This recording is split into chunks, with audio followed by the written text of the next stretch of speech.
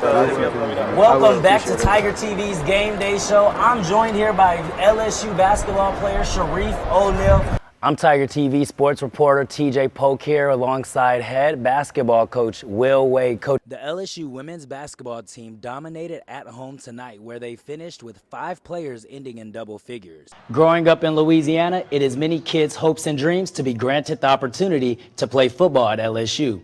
But despite the current climate of the football program, some of those dreams could be in jeopardy. I sat down with Louisiana high school recruiting expert Jared Rozier to discuss the future of LSU football recruiting and what to expect from the Tigers.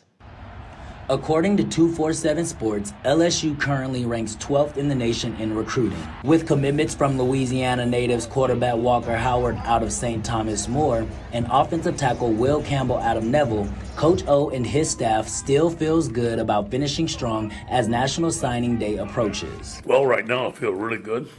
We talk to our recruits as much as we can. We keep in contact with them.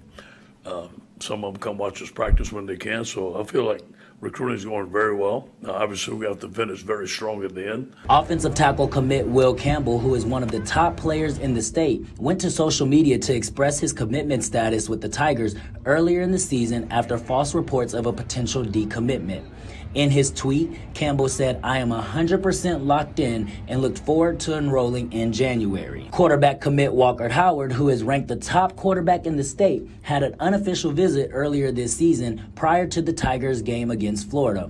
Walker is expected to enroll in January as an early enrollee for the Tigers. You've seen some comments from some guys like Trevante Citizen, the running back from Lake Charles College Prep, who has said he's committed to LSU for the long haul. A guy like Walker Howard grew up with his dad playing for LSU, and so even if there's not Ed Orgeron at the helm, that still means something to him to come play for this program in Baton Rouge. As Tiger recruits and fans await the announcement of who will fill the head coach vacancy, there is still plenty of time and hope that LSU will continue their recruiting success as they will look to bounce back from this season. For Tiger TV Sports, I'm TJ Polk. Back to you guys at the news.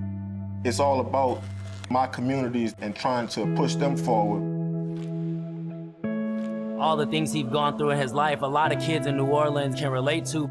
His biggest lesson to me has been the leader is somebody who's more than just X's and O's on the field. It's somebody who touches the heart. He uses his platform to impact the lives of others. If sports don't work out, what y'all gonna do?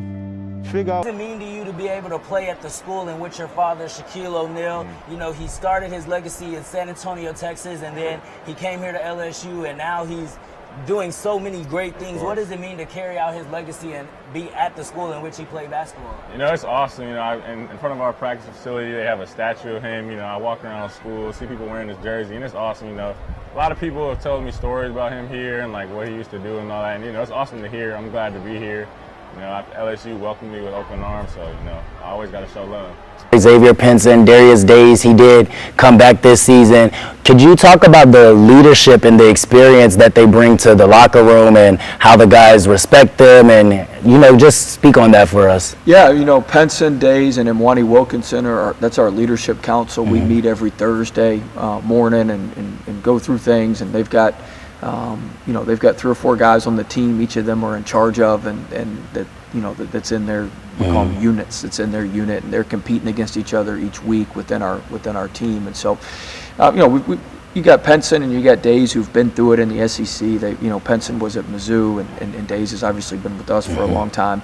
So those guys know what it takes to prepare to win. Everybody wants to win on game day, but who wants to win 2 days before game day? Who wants to win the day before game day? Like, who's willing to do all the stuff that you have to do in terms of sleeping and nutrition and all the stuff that adds up to winning? And those guys are helping the younger guys understand, you know, everything that goes into winning. It's not just you just show up and you just play like it is in high school or JUCO or you know, whatever it is. You just show up, eat McDonald's, and go play. That's not how it works. And so those guys have been great with that, and Wani's been great with that. And so we've got really good rhythm. We got really good chemistry right now. We just got to keep it moving as the season goes along. LSU women's basketball team dominated at home tonight where they finished with 5 players ending in double figures.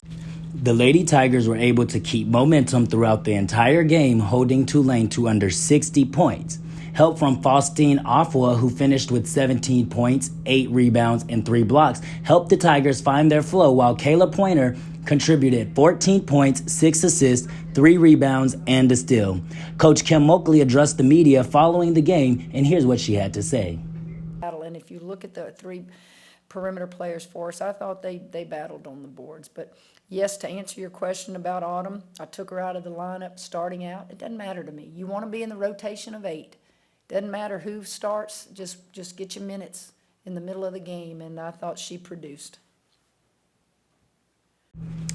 Off the bench, Autumn Newby gave the Lady Tigers just the spark they needed with 11 points, 9 rebounds, 2 assists, a steal, and a block. The Lady Tigers will travel to San Juan, Puerto Rico, where they will face New Mexico State and Missouri State in the San Juan Shootout. For Tiger TV Sports, I'm TJ Polk.